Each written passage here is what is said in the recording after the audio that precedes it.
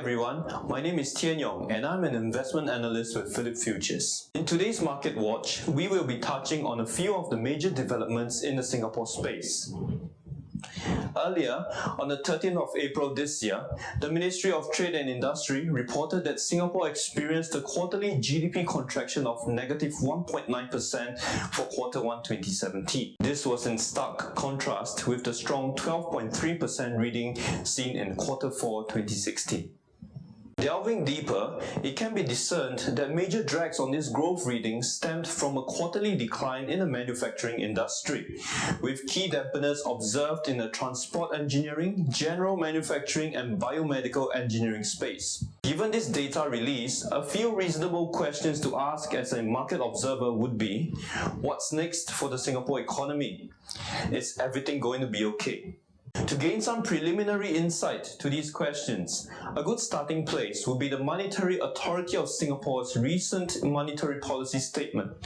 In this statement, the MAS shared its economic outlook for the Singapore economy for 2017.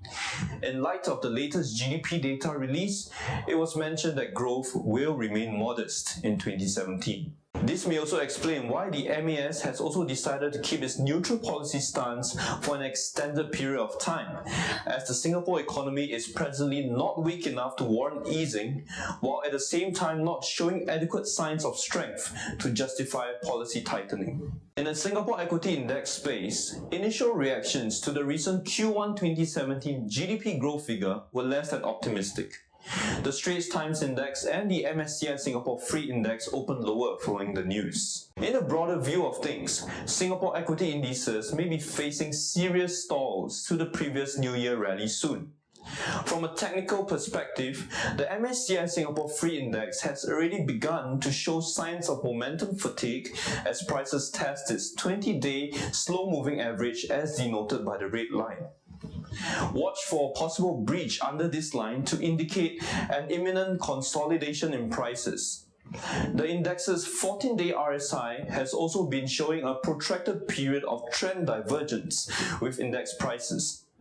This also points to a possible turn in the index from its previous uptrend towards a sideways or a downwards trend. The fatigue exhibited by Singapore equity indices was in light of recent developments both domestic and abroad. Domestically speaking, the bleak and sluggish economic outlook for the Singapore economy gave little reason for equity indices to soar. Abroad, dampened sentiment in the US equity index markets rubbed off as well.